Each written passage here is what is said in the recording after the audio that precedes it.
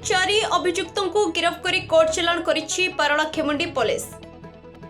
गजपति जिला सदर महकुमा पारलाखेमुंडी स्थित आदर्श थाना पक्षर एक सांबादिक सम्मेलन अनुष्ठित हो जाइछि। ए सांबादिक सम्मेलन में पारलाखेमुंडी आदर्श थाना अधिकारी प्रशांत कुमार भूपति गणमाध्यम को सूचना दैछन्ति जे मिनी लिमा नामक महिला जनक पारलाखेमुंडी थाना रे अभियोग देथिले तांको स्वामी को कई जणे व्यक्ति कार रे आसी अपहरण करिनेथिले। तांको स्वामी को अपहरण पर 30 लाख टंका दाबी करथिले। टंका नदेले जीवन रे मारिदेबाकू धमक देथिले। एहा परे से स्वामी को मुकुळैबा पई फोन पे माध्यम रे 6 लाख टंका देथिले। टंका देबा परे स्वामी को न पाइबारु थाना रे अभियोग देथिले। मिनी लिम्मा को अभियोग प्रकार पारलाखेमुंडी थाना पुलिस पक्षरु तदंत आरंभ हो जाइतिला। तदंत परे तांको स्वामी को चिल्लिकार गोटे होटेल रु पुलिस उद्धार करिथिला। सेही स्थान रे 4 जण अभियुक्तकारी को पारलाखेमुंडी पुलिस गिरफ्त करिथिला। उक्त अभियुक्त माने हेले दीपक बेहेरा, कविराज माली, चैतन्य माली, शिवाजी माली। एमानक मध्यरु दीपक बेहेरा गंजाम जिल्लार होइथिबा बेले अन्य 3 जण गजपति जिल्लार बोली जणा पड़िछि। घटनास्थलरु 5टी मोबाइल सह नकली टंका तैयारी मेसिन जब्त करिछि पारलाखेमुंडी पुलिस।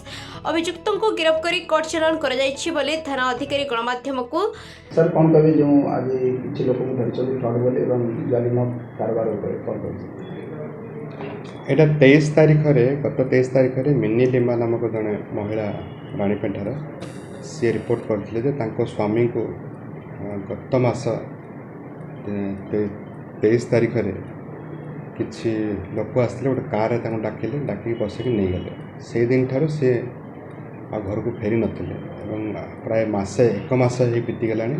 से मास भितर से स्वामी को देखी नथिले कि पाई नथिले।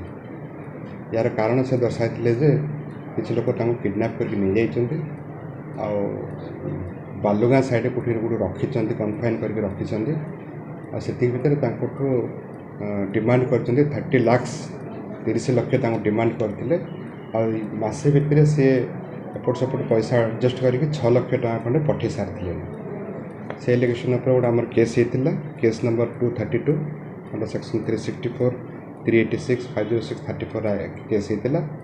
से केस हेबापर आमर तदंत है आम डिफरेंट लोकेशन सब देखलु। देखला आगु कौन कौटी क्या सहित कंटाक्ट थी सब बुझाबुझी कलु। बुझाबुझी कलापर आम फाइनाली स्वामी को चिल्लिकार गोटे होटेल रेस्क्यू करथिलु। से होटेल रे से दीर्घ 1 मास धरिक कन्फाइन कर रखा जाइतिला एवं सही चिल्लिका एरियार किछि युवक एवं पारलाखेमुंडी सहर एवं खिंगा गाँव 4-5 जन युवक मिसिकी उठेकी नहीं पलैते।